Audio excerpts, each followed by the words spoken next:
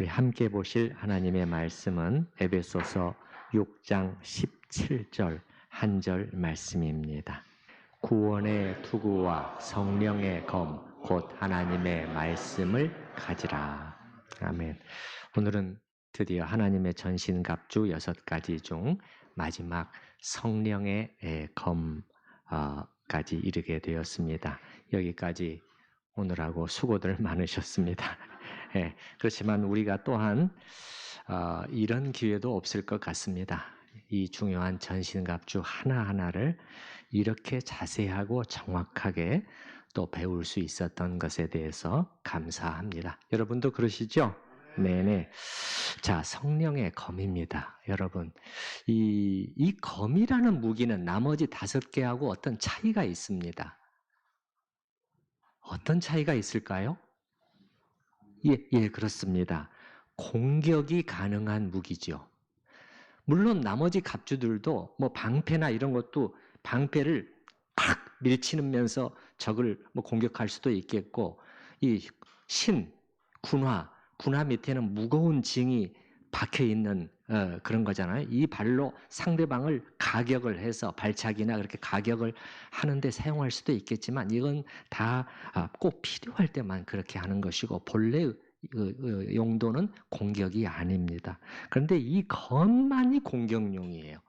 더 정확히 하면 방어도 하고 또 그러면서 공격을 가할 수 있는 그러한 특이한 무기입니다. 여기 본문에 나오는 이 검은요, 긴 장검이 아닙니다. 약 30cm 정도의 짧은 검입니다. 백병전 하잖아요, 여러분. 이 적이랑 아주 가까이서 맞붙어서 이렇게 전투를 하는 백병전 같은데 벌어졌을 때는 이 짧은 검을 주로 사용했던 것 같습니다. 그래서 이 검은 이 당시 로마 군인이 갖춰야 할 표준적인 군사 장비에 속했습니다. 여러분 혹시 사도행전에 나오는 빌립보의 간수를 한번 잠깐 떠올려 보시게 되면 사도 바울에 의해서 극적인 회심을 한 사람이잖아요. 근데 그 사람이 그 중간에 뭘 하려고 했냐면 그 전에 칼로 자기를 찔러서 자결하려고 했단 말이에요. 그 이유는 막 이 지진이 나고 난리가 나니까 등불을 켜서 보니까는 죄수들이 지금 다 탈옥한 줄로 알고 자살하려고 했단 말이에요. 왜냐하면 그 후에 엄한 책임 추궁이 따라올 것을 알기 때문에. 근데 이제 그때 그 성경의 표현을 읽어드려 보면 이렇게 되어 있어요. 간수가 자다가 깨어 옥문들이 열린 것을 보고 죄수들이 도망한 줄 생각하고 칼을 빼어 자결하려 하거늘. 요 칼이 오늘 지금 성령의 검할 때 똑같은 단어입니다. 짧은 칼이에요. 둘 다 짧은 칼입니다. 그러니까 무슨 말이죠? 죄수를 지키는 로마의 간수도 요 칼을 차고 있었다는 것을 알 수가 있는 것이죠. 긴 장검이 아니라 이 짧은 칼을 차고서 필요할 때 썼다는 것을, 죄수들을 제압하거나 그럴 때 썼다는 것을 알 수가 있습니다. 자, 여러분. 자, 여기 나오는 검은 무엇을 의미하죠? 검은 뭐다? 여기 보면 본문에서 설명이 되어 있죠. 뭐죠? 하나님의 말씀입니다. 그런데 하나님의 말씀인 거 알겠습니다. 그런데 약간 주목해야 될 표현이 또 나오네요. 그냥 하나님의 말씀으로서의 검이라고 하지 않고 성령의 검이라고 했잖아요. 이게 분명히 이유가 있다고 봅니다. 왜 성령의 검이라고 했을까요? 저의 답은 성령께서 주시는 검이다. 그런 뜻이라는 것입니다. 우리에게 이 말씀을 주시는 분이 누구시라고요? 성령 하나님. 특별히 성령이 강조가 됩니다. 정말 그런지 잠깐 확인해 보겠습니다. 제가 베드로전서 1장 말씀을 읽어보겠습니다. 먼저 알 것은 성경의 모든 예언은 사사로이 풀 것이 아니니 예언은 언제든지 사람의 뜻으로 낸 것이 아니요 오직 성령의 감동하심을 입은 사람들이 하나님께 받아 말한 것임이니라. 다시 한번 읽어드려 볼게요. 먼저 알 것은 성경의 모든 예언입니다. 여러분 그냥 사람들이 하는 예언이 아니에요. 성경에 나오는 예언, 정확히 말해서 선지서를 가리키는 것입니다. 이사야, 예레미야 여러분 아시죠? 이 선지서에 나오는 그 선지서가 예언서 똑같은 말입니다. 이 예언은 사사로이 풀 것이 아니니 성경의 예언은 언제든지 사람의 뜻으로 낸 것이 아니요. 요걸 잘 주목하셔야 됩니다. 오늘날 현대 자유주의 신학자들이 그렇게 이게 지금 성경이 오류 없는 하나님의 말씀이라는 것을 흔들려고 어떻게 해서든지 트집을 잡아보려고 하는 그 사람들이 주장하는 게 이거거든요. 자기들이 열심히 연구해가지고 자료를 찾아보고 자기들의 사상을, 자기들의 견해를 써놓은 것이라는 거예요. 정말 그렇습니까? 오늘 이 말씀은 정면으로 그것을 부인합니다. 사람의 뜻으로 낸 것이 아니다. 그걸 잊으면 안 된다. 그리고 그 다음에 보면은 오직 성령의 감동하심을 입은 사람들이 하나님께 받아 말한 것임이니라. 이거 믿으시나요? 이거 단단히 붙드셔야 됩니다. 단단히 붙들지 않으면 아주 흔들리게 되어 있습니다. 그래서 성령의 감동하심을 이 선지서들은 선지서를 하나의 예로 든 것이죠. 성경 전체이지만은 그것도 성령의 감동하심을 입은 사람들이 하나님께 받아 말한 것이다. 그래서 성령의 검이라는 것입니다. 성령께서 주셨기 때문에, 성령께서 주신 말씀이기 때문에. 그래서 여러분, 구약에서 그 시편을 제일 많이 쓴 사람이 누굽니까? 다윗이죠. 여러분 금방 나오시네요. 맞습니다. 그런데 다윗의 시편을 신약에서 인용할 때 다윗이 말하기를, 다윗이 노래하기를 이렇게 해도 되잖아요. 근데 그렇게 하지 않고 뭐라고 하느냐면은 다윗이 성령에 감동되어 말하기를, 그냥 다윗이 여호와는 나의 목자시니 자기 감흥을 노래하는 것만이 아니라는 거예요. 물론 다윗의 정서와 다윗의 감정과 다윗의 삶이 다 배어 있지만은 그러나 단지 그것이 아니라 다윗이 성령의 감동이, 성령께서 그를 사로잡으신 것입니다. 그 순간에 사로잡으셔서 이 아름다운 시를 쓰게 만든 것이 이 시편이라는 거예요. 또 어떻게 표현하느냐면 더 명확하게 말합니다. 시편 69편이 다윗이 쓴 것이거든요. 근데 시편 69편을 인용하면서 뭐라고 말하냐면은 성령이 다윗의 입을 의탁하여 말씀하시기를, 이렇게까지 나와 있다니까요. 여러분 이거 알고 계셨습니까? 그냥 다윗이 말한 것이 아니다. 성령께서 말씀하신 것인데 다윗이란 인간 그 기록자, 인간 저자의 입을 의탁하여 말씀하신 것이 이게 시편이다. 이게 시편이다.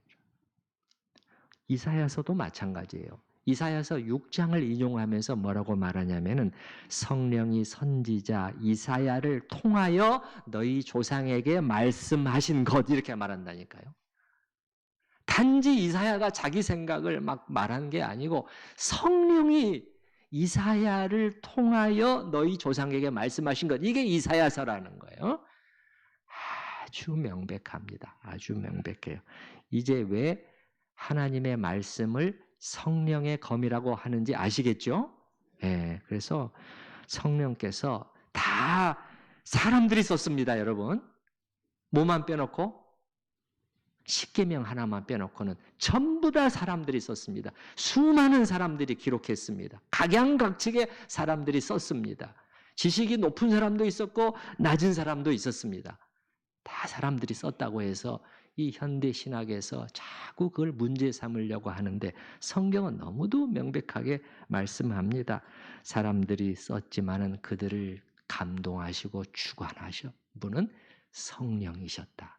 그래서 이걸 어려운 영어로 성령의 영감이라는 표현을 쓰지요. 그래서 우리는 여기에서 출발하는 겁니다. 성령의 검을 든다는 것은 뭐냐면 여기서부터 출발해야 돼요. 이거는 성령께서 주신 검이다. 우리 사람이 마음대로 이렇게 해가지고 만들어낸 것이 아니다. 이 말씀은 전적으로 그분이 우리에게 주신 당신의 말씀이다. 여기서 출발해야 된다는 것입니다. 이게 바로 성령의 검을 딱 들고 서는 첫 출발입니다. D.L. 무디가 말하기를 부러진 검이라는 표현을 썼는데요. 부러진 검. 우리가 이 사실, 성경 전체가 하나님의 온전한 말씀이라는 사실에 대한 분명한 믿음이 없거나 뭐가 흔들리고 있다면 그는 부러진 검을 지금 가지고 들고 선 셈이라는 거예요. 여러분, 지금 전투에서 반쯤 부러진 검이나 혹은 녹이 쓴 검을 들고 있다고 생각해 보시기 바랍니다. 이거 이길 수 있겠습니까? 초장부터 이건 이제 눌리는 겁니다. 전세는 이미 지금 다 이제 판세가 이미 다 보이는 거나 똑같아요. 여기서 출발해야 된다. 그래서 근데 이게 전부는 아니에요.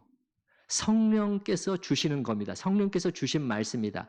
이게 첫 번째지만은 그게 성령의 검이라고 할 때는 또 중요한 또 한 가지의 의미가 있어요. 그거는 뭐냐면은 이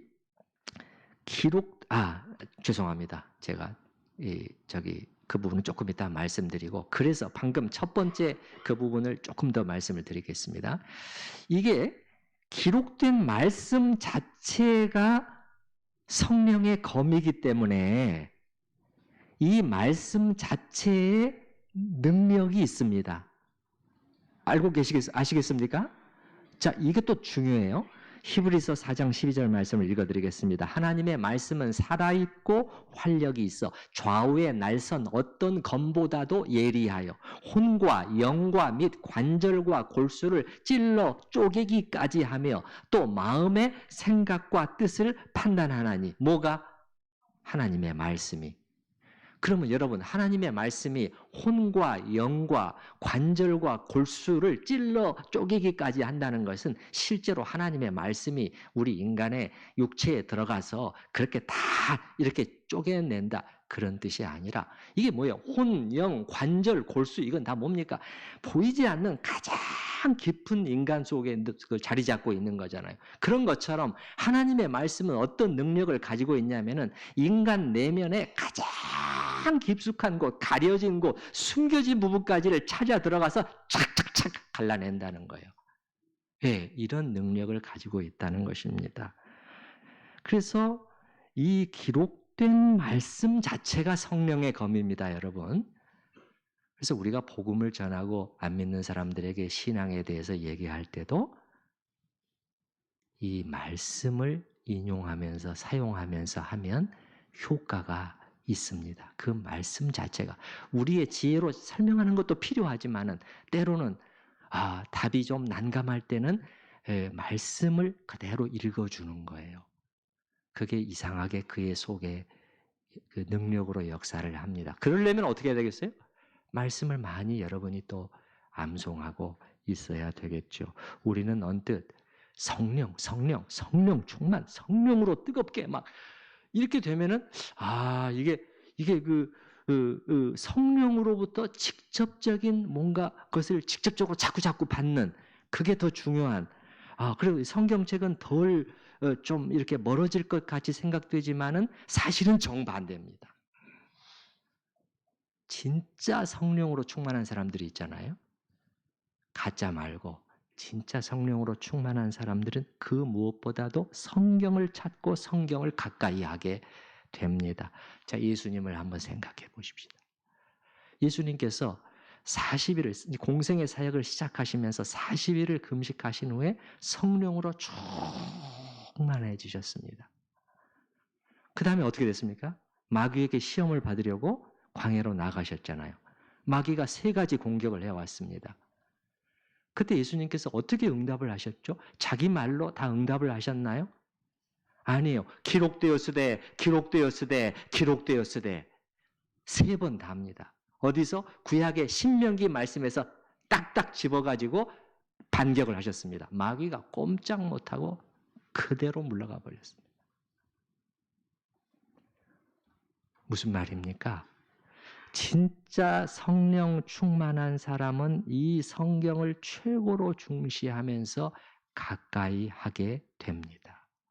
예, 이걸 잊으시면 안 돼요. 이걸 잊으시면 안 돼요. 하나님의 말씀을 더욱 사랑하게 됩니다. 기록된 말씀을. 그래서 제가 아까 말씀드린 잠깐 말씀드리려다가 만 거, 이제 그 부분으로 다시 말씀드리면, 근데 이게 전부가 아니다. 또 한 가지 중요한 의미가 있다. 그건 뭐냐면 성령께서 이 말씀을 기록되게 해서 우리에게 주셨을 뿐만 아니라 오늘날 우리가 이 성경 말씀을 읽을 때 또 한 가지 중요한 일을 해주셔요. 그래서 성령의 검이에요. 그건 뭐죠? 이 말씀의 의미를 풀어서 우리에게 가르쳐 주십니다. 이거 믿으시나요? 이게 제가 자주 말씀드린 성령의 두 글자 뭐죠? 조명. 따라서 해보십시다. 조명. 그겁니다. 그겁니다. 우리 눈을 열어서 하나님의 말씀 속에 담긴 그 깊은 의미를 이렇게 볼 수 있게 해주십니다. 여러분 시편 119편 말씀, 내 눈을 열어 주의 법의 기이함을 보게 하소서. 시편 119편을 쓴 분은 말씀의 사람이었죠. 말씀의 사람. 말씀의 사람인데도 이걸 간구하는 거예요. 주여, 제 눈을 열어주시지 아니하면 사실 저는 까막눈입니다. 까막눈입니다. 이 눈을 열어, 이 눈이 아니라 이 눈을 열어서 주의 법에, 주의 율법, 기록된 말씀이에요. 기록된 말씀 속에 담긴 기이한 것들을 제가 보고 기뻐하게 하소서. 그걸 붙들고 그 보석을 발견하게 해주시옵소서. 왜냐하면 그런 경험이 한두 번이 아니거든요. 그러니까 기도하지 않을 수가 없는 거예요. 여러분 성경을 읽으실 때 이렇게 기도하시나요? 기도하셔야 됩니다. 기도하셔야 돼요. 왜냐하면 성령께서 그런 일을 하시기 때문에 이게 신비한 일이에요.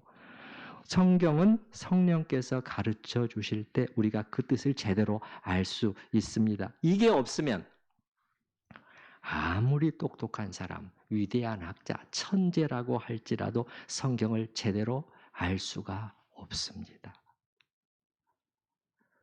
물론 껍데기 지식은 알 수 있겠죠. 자, 창세기 25장에는 무슨 내용이 있구만. 역대상 10장, 구약의 사울 왕이 죽었다는 말이구만. 그건 다 알 수 있죠. 그런데 정확히 거기까지입니다. 정확히 거기. 그 이상으로는 한 발짝도 나아가지를 못해요. 그 성경 말씀이 담고 있는 진리의 그 실체입니다. 알맹이에요. 알맹이. 그 하나님이 우리에게 그 말씀을 통해서 우리에게 주시고자 하는 생명의 메시지. 거기에는 접근하지 못합니다. 왜냐? 성령의 검이에요. 성령께서 눈을 열어주셔야만 볼 수 있는 것이기 때문에. 정말 그런지 우리가 잠깐, 여러분 조금 번거로우시지만 성경 한 구절만 좀 찾아서 살펴보도록 하겠어요. 자, 신약성경 고린도전서 2장인데요. 제 성경으로는 265페이지입니다. 여러분 한번 펴보시기 바랍니다. 고린도전서 2장 10절입니다.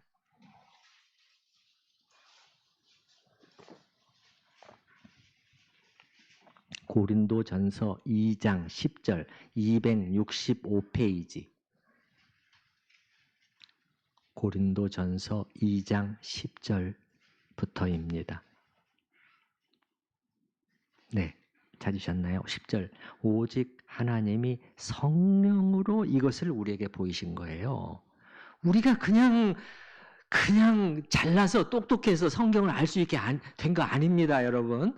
성령으로 이것을 우리에게 보이셨으니 성령은 모든 것 곧 하나님의 깊은 것까지도 통달하시느니라. 12절 보겠습니다. 우리가 세상의 영을 받지 아니하고 오직 하나님으로부터 온 영을 받았으니. 하나님으로부터 온 영이 뭐죠? 이게 성령이죠. 성령을 받았으니 이는 그 이유는 뭐냐는 거예요. 왜 성령을 주셨냐는 거예요. 이는 우리로 하여금 하나님께서 우리에게 은혜로 주신 모든 것들, 성경이 가르쳐주는 것들을 뭐하게 하려? 알게 하려 하심이라. 깨닫게 하려 하심이라는. 깨닫고 기뻐하도록. 네, 그겁니다. 성령을 받은, 성령을 주신 이유가 이거예요.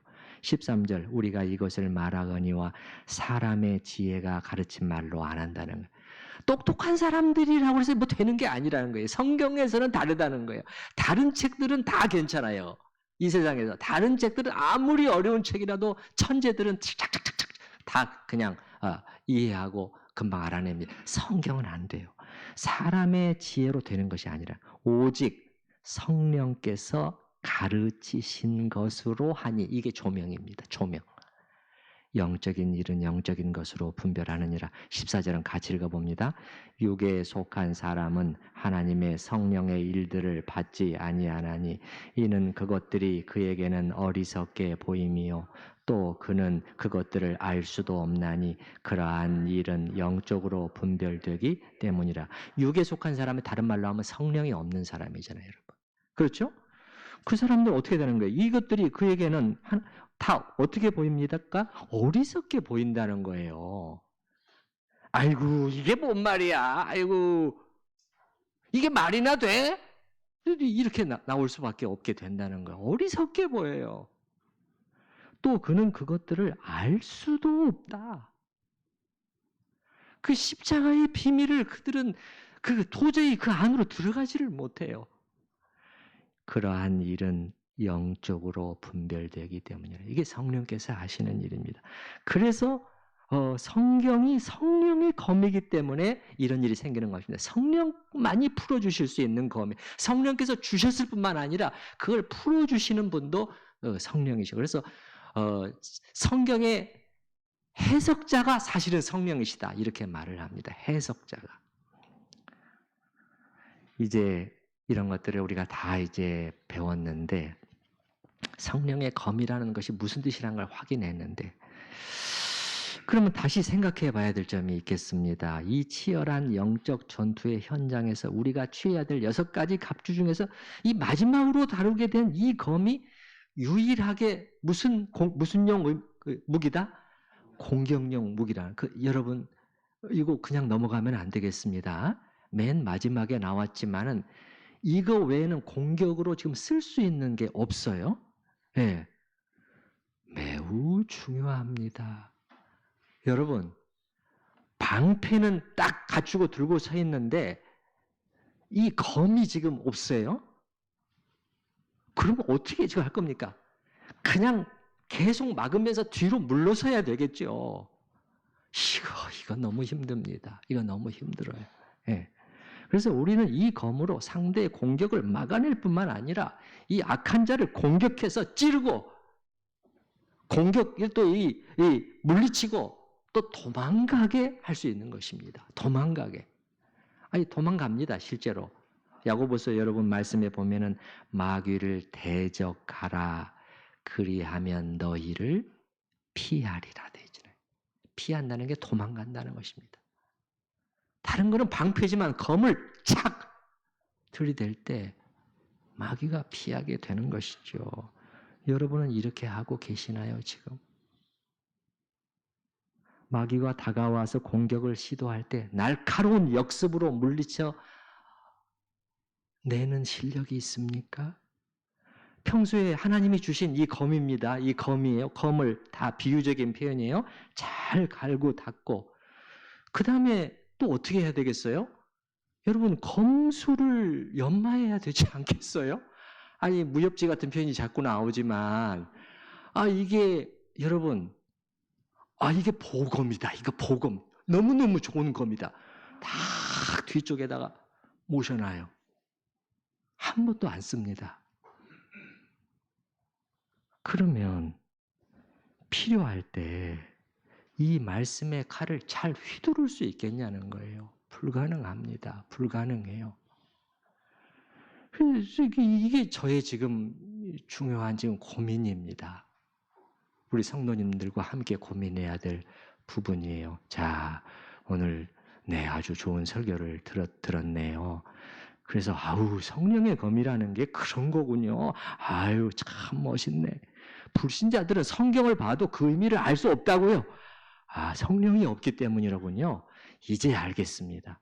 이렇게 고개를 끄덕이는 것으로 끝낼 수 없고 설교를 이렇게 끝낼 수 없는 것은 이게 지금 우리의 현실이기 때문에 그렇습니다. 책 속에 지금 이론이 아닙니다. 우리가 매일 부딪히며 살고 있는 엄연한 현실이기 때문에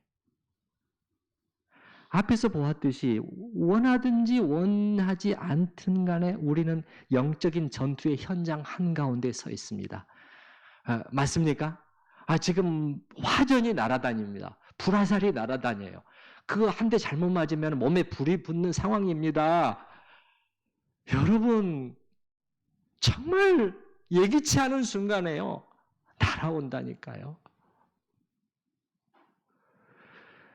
그래서 이 화전이 날아다니고 옆에서는 동료 병사들이 피 흘리며 쓰러지는 전장의 한가운데 우리가 서 있는 것이고, 이것이 사도가 에베소서 6장에서 우리에게 지금 드러내 보여주는 모습이라는 거예요. 너희 눈에는 안 보이지만 지금 상황이 이렇다. 그러니까는 어조를 확 바꿔버렸잖아요. 어조를 바꿔서 에베소서 6장 전신갑주 부분에 들어갈 때는 아주 지금 강력한 어조들을 사용하고 있단 말이죠. 이런 전장에서 우리가 적과 마주쳤는데 이게 지금 손에 칼은 쥐고 있는데 이게 복음이죠. 어떻게 써야 될 줄을 모르는 거예요. 어떻게 써야 될 줄을 몰라요. 이건 작은 문제가 아닙니다. 우리 천우 성도들은 지금 어떤 상태 속에 있는가? 안심할 수 있는 수준인가? 유일하게 이 무기를 우리한테 하나님께서 들려주셨는데 이게 지금 어떤 상황 속에 있는가 하는 것입니다. 여러분, 조금 전에 예수님의 경우를 봤잖아요. 마귀가 다가와서 던지는 시험과 유혹에 대항하실 때 예수님께서 3번 말이죠. 신명기의 한 말씀을 반복해서 인용하신 게 아닙니다. 3번 모두 전부 다 다른 말씀을 사용해서 물리치셨어요. 거기 마귀가 지금 교묘하게 쫙 가져오잖아요. 내게 엎드려 절하면 천하 만국의 영광을 너에게 줄 것이다. 이거 작은 시험입니까? 근데 예수님께서 딱 거기에 맞는 신명기 말씀을 찾아내셔가지고 그대로 응수하시잖아요. 예.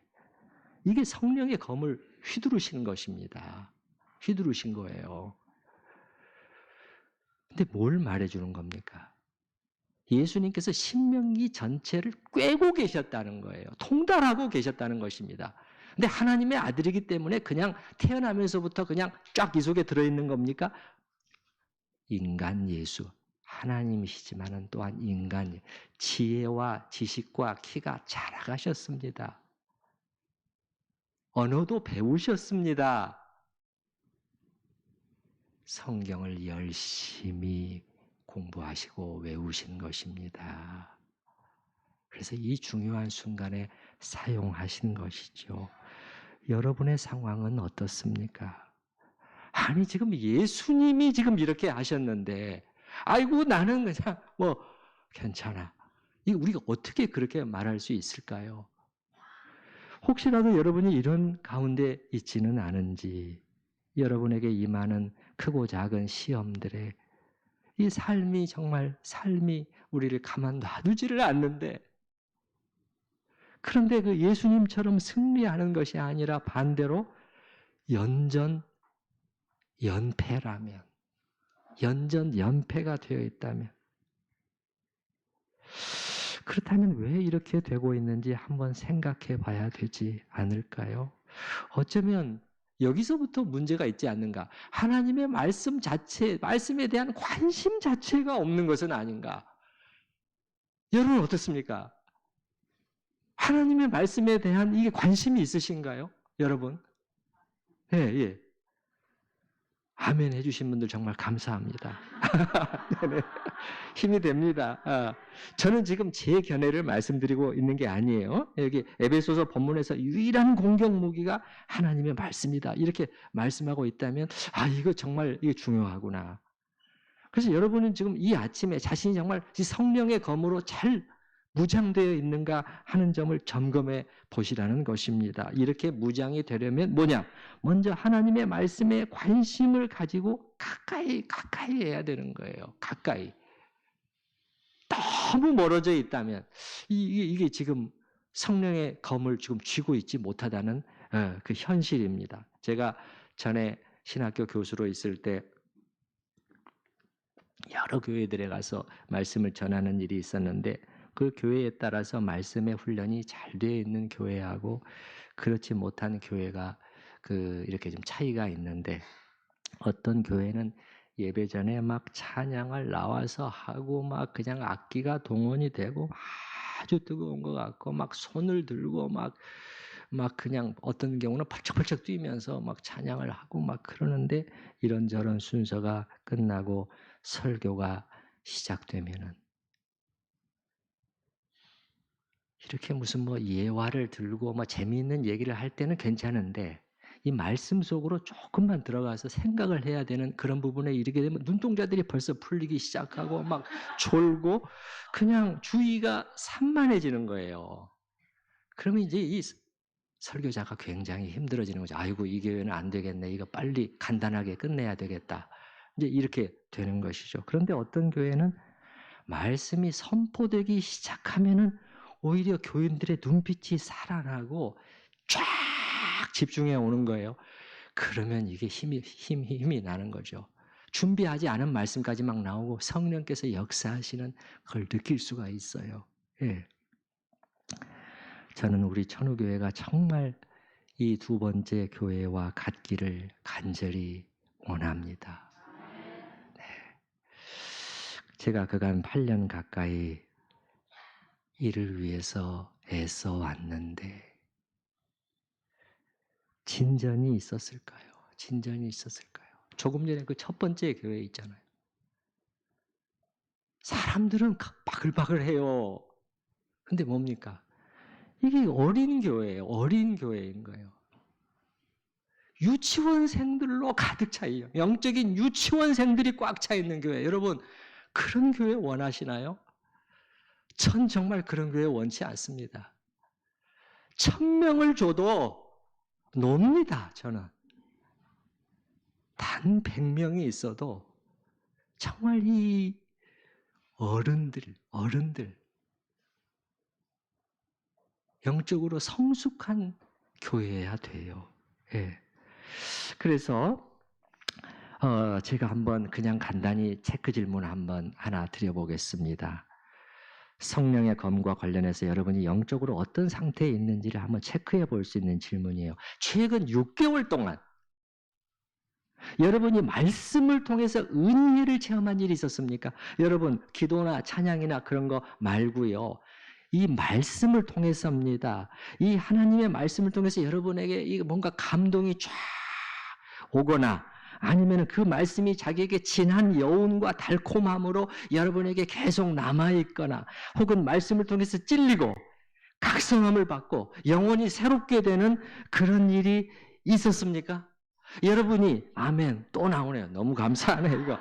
이게 제가 예상하고 다른 대답들이 자꾸 나와서 그러나 감사합니다. 예. 여러분이 교회 안에서 다른 일이나 봉사는 열심히 하는데 그런데 이게 없다면 말이죠. 열심히 신실하게 섬겨주시는 분들 저는 정말 너무너무 그 한 분 한 분 지치도록 그렇게 수고해 주시는 우리 성도들을 볼 때 제가 말씀드리자만 나눠서 하셔야 됩니다. 여러분 꼭 부탁을 해요. 지금 하시는 분들만 하시다 보니까 자꾸 지쳐요. 꼭 부탁드립니다.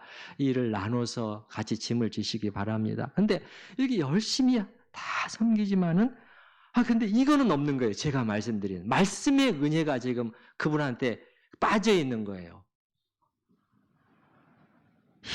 이건 그냥 무시하고 넘어가면 안 됩니다. 나중에 탈이 납니다. 나중에 탈이 나요. 여러분 6개월 동안에 없었다면 그건 언제였습니까? 2년 전이었습니까? 5년 전이었습니까? 한번 돌아보시기 바랍니다.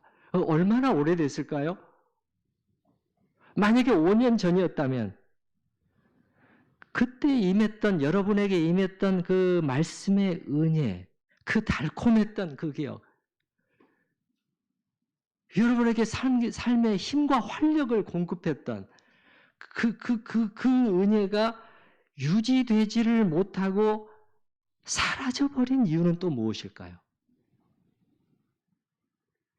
저는 지금 단지 질책을 하기 위해서가 아니라 이 영적인 싸움에서 우리가 이 필수 무기를 놔버리고 있다면 어떻게 이길 수 있겠느냐.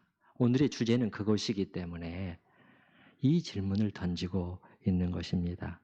저는 이렇게 생각하는데요. 이런 모든 것을 여러분이 말씀과 관련해서 다 잘하실 수 있다면 물론 가장 좋죠. 지속적인 말씀 읽기, 성경 읽기표 체크해 나가면서 단지 오디오로 듣는 거 너무 좀 약합니다. 너무 빨리빨리 넘어가기 때문에 조금 그래도 눈으로 따라가면서 이렇게 읽을 때 또 성령께서 가르쳐 주시는 부분이 있어요. 조금 더 이게 단어들의 표현들에 주목하면서 읽으시는 것이 좋습니다. 또 지속적인 말씀 읽기, 또 성경 묵상, 큐티, 또 성경 공부, 우리 교회에서 또 주일 오후에 참여하는 성경 공부에도 열심히 참여하고 이런 것들을 다 잘하실 수 있다면은 가장 좋겠지요. 그런데 그런 것들을 잘 못한다고 하더라도 전혀 희망이 없는 것은 아닙니다. 여러분이 주일 설교 말씀 하나만 제대로 붙들어도 상당한 유익을 얻을 수가 있어요. 어떻게 붙들 거냐? 제가 지금부터 그 요령을 좀 소개해 드릴게요. 주일 예배 중에 여러분 무려 40분간 여러분이 말씀을 듣고 계시잖아요. 이 시간을 잘 활용해 보실 수 있기를 바랍니다. 우선 당연한 말이지만은 제 편에서 먼저 말씀을 잘 준비해야 되겠죠. 말씀을 잘 준비해야 되겠죠. 이건 제 책임이에요. 제 책임이에요. 그러므로 저도 많이 노력합니다. 그래서 비유적으로 말하자면 따끈따끈한 이 밥을 지어서 식은 밥을 다시 데워서 여러분한테 드리는 것이 아니라 다시 정성을 들여서 밥을 짓고 그래서 주일 아침에 이 밥상을 영양가 있게 차려드리려고 최선을 다해요. 예, 예. 어떤 때는 몸부림쳐요 정말.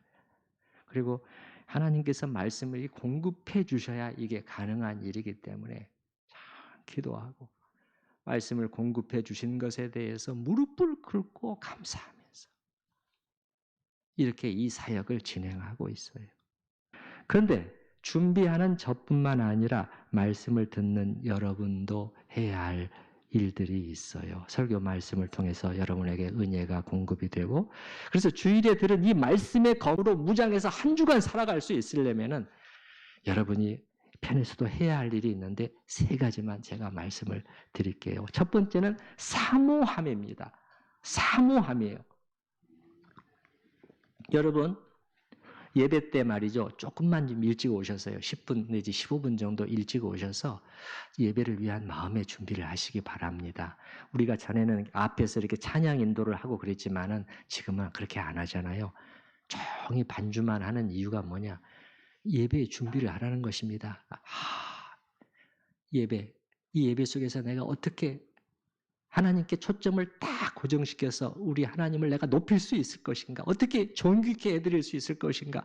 어떻게 내가 그런 가운데 하나님을 만날 수가 있지? 막 이런 그 준비를 하는데 이때 꼭 기도하셔야 될 것이 뭐냐면 주여 저에게 오늘 무슨 말씀으로 주시려 하십니까?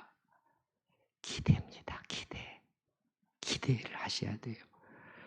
그리고 사모하는 마음으로 오늘 예배 중에 선포되는 말씀을 통해서 저는 마음에 안 들더라도 이게 지금 하나님께서 이 목사라는 이 도구를 사용해서 지금 말씀을 주시는 거잖아요. 지금은 그게 하나님의 방법이에요. 하나님의 방법이라니까요. 이 선포되는 말씀을 통해서 제가 당신의 음성을 듣기를 간절히 원합니다. 주여 꼭 말씀해 주시옵소서. 그래야 제가 살 수 있겠습니다. 라는 어떤 갈급함이 있어야 된다는 거예요. 왜냐? 우리 하나님은 찾고 사모하는 심령을 채워주시는 분이에요. 이거 성경에 계속 나와 있습니다. 이게 바로 무슨 뜻이냐면은 예수님께서 말씀하신 찾는 자가 찾을 것이요 두드리는 자에게 열릴 것이다 이 말이에요. 이게 무슨 뭐 여러 하나님 무슨 뭐 그 저기 자동차 그 뭐 슈퍼카 하나 주세요 막 두드린다 그런 의미가 아니라니까요. 이게 정말 하나님이 기뻐하시는 선하고 좋은 것들을 너희들이 간절히 찾을 때 그 사람에게 하나님은 주신다는 거예요. 찾는 이가 찾는다는 거예요. 안 찾는 사람 못 찾습니다. 두드리지 않는 사람 문이 안 열립니다. 이거예요. 그래서 이게 매우 중요해요. 이 중요성 아무리 강조해도 지나치지 않습니다. 첫 번째 사모함이고요. 두 번째는 집중입니다. 집중. 예배 중에 집중해서 말씀에 귀를 기울여야 합니다.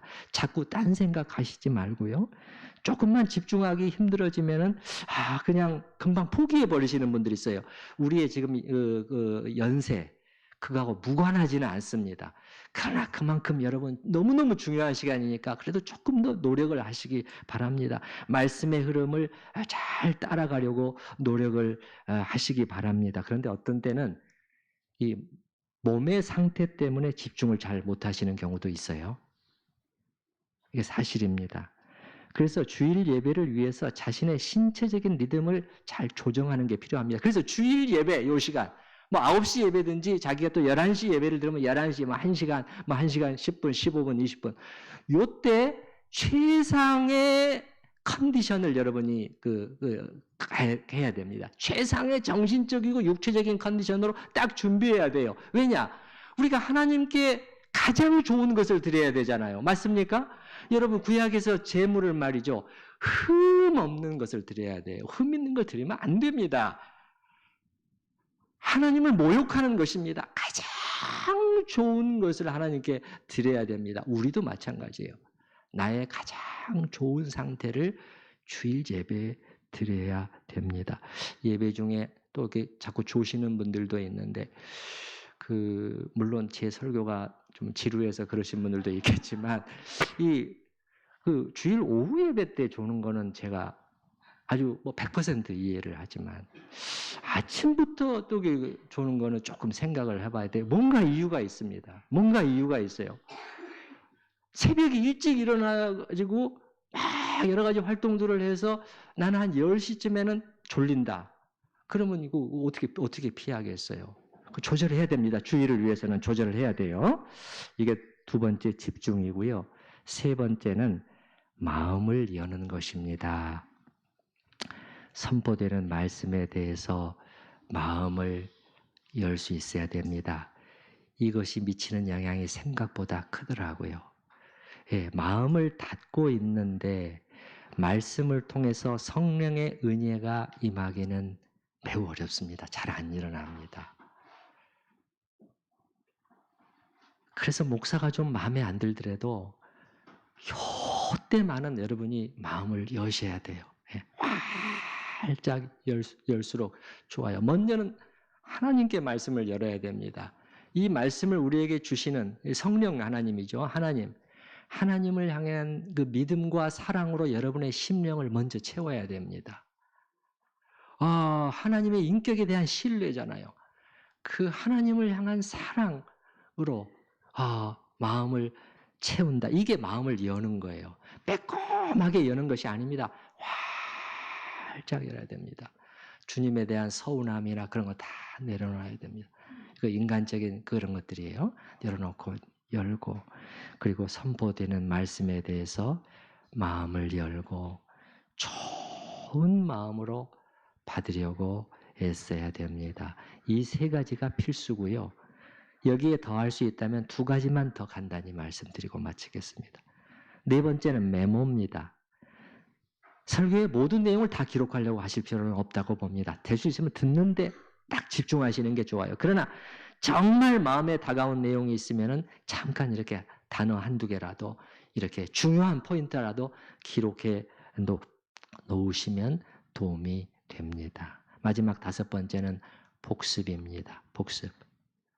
주중에 시간을 잠시 내어서 설교된 성경 본문을 다시 한번 읽어보고 본인이 메모해 놓은 내용을 가지고 반추하면서 생각해보는 시간을 가질 수 있다면 좋습니다. 왜 이게 효율적이냐? 이게 지금 성령께서 사용하시는 수단이잖아요, 여러분. 예배 중에 이 긴 시간 동안 목사라는 설교자라는 수단을 사용해서 하나님께서 지금 당신의 말씀을 공급하시는 거잖아요. 그러면 그거를 그냥 한번 듣고 끝내는 것도 괜찮지만 뭐 나쁘지는 않아요, 집중해서. 그러나 다시 한번 반추해 본다면 거기서 성령께서 그 말씀을 통해서 여러분께 뭔가 말씀을 하시고 그 하시는 은혜의 역사가 또 있을 수가 있다는 것입니다. 그리고 매주 나눠드리는 설교 요약제도 잘 활용하시고요. 우리 교회 어떤 집사님은 지금도 그렇게 하시는지는 모르겠습니다만은 이 설교 요약지를 다 또 손으로 쓰신다네요. 아니 그냥 읽으시면 되는 거지 왜 또 다시 이렇게 손으로 쓰시는가? 본인의 말씀은 그래야 내용이 더 깊이 들어온다는 거예요. 또 어떤 구역장님은 주일날 나눠드린 설교 요약지를 이제 집에 가면은 읽고 또 읽고 또 읽어가지고 아주 짧게 또 자기 나름대로 또 요약을 해서 구역원들과 나누기도 한다 이런 얘기도 들었습니다. 그래서 복습을 할 수 있다면 훨씬 더 좋겠습니다. 그래서 주일 설교를 활용해서 말씀의 은혜를 경험하는 법 5가지 말씀드렸습니다. 첫 번째 사모함, 두 번째 집중, 세 번째 마음을 여는 일. 이에 더할 수 있다면 메모와 복습입니다. 제가 감히 장담하는데요. 하나님께서 저를 좀 건방지게 생각하실지 모르겠지만 여러분이 이렇게 하시잖아요. 5가지를 막 계속해 보시잖아요. 거의 틀림없이 무슨 일인가가 일어날 겁니다. 조명과 관련된 어떤 일이 일어날 겁니다. 말씀의 은혜를 체험하게 되는 거예요, 여러분이. 예. 한번 이런 일이 일어나면은 이게 얼마나 여러분의 삶을 윤택하게 하고 각종 시험을 물리치는 강력한 힘이 되는지 성령의 검으로 팍팍팍 그냥 나갈 수 있게 되는지 여러분이 경험하시게 될 거예요. 그렇지 않으면 비실비실합니다, 여러분. 비실비실해요. 안 되죠, 여러분. 예. 이렇게 될 것이고 그렇게 되면은 여러분이 그 다음부터는 시키지 않아도 이렇게 하시게 될 것이에요. 주님의 은혜가 있기를 바랍니다. 들은 말씀을 생각을 하면서 기도하십시다.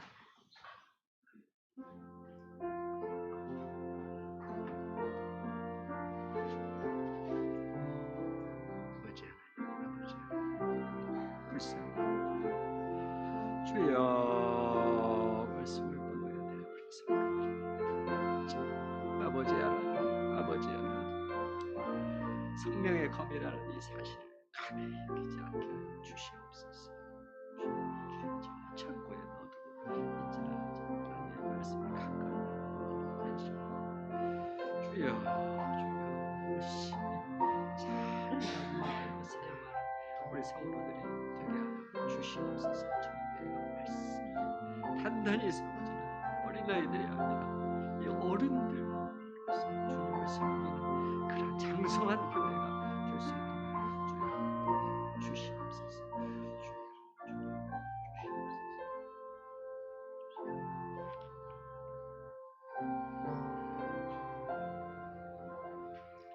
하나님께서는 저희를 빈손으로 전장에 보내지 않으시고 성령의 검이라는 강력한 무기를 주셔서 적을 상대하고 물리치도록 하셨는데 이 사용법을 저희가 잘 이 중요한 무기라는 것을 알고 그 사용법을 잘 익히고 연마하는 저희가 되게 하여 주시옵소서.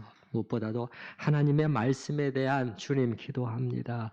진지한 관심이 우리 모두에게 있게 하여 주시옵소서. 아버지 하나님, 우리 천우교회는 정말 영적인 어린아이들만 모여있는 그런 교회가 아니라 성숙한 사람들이 모여있는 장성한 교회가 되게 하여 주시옵소서. 그렇게 자라게 하여 주시옵소서.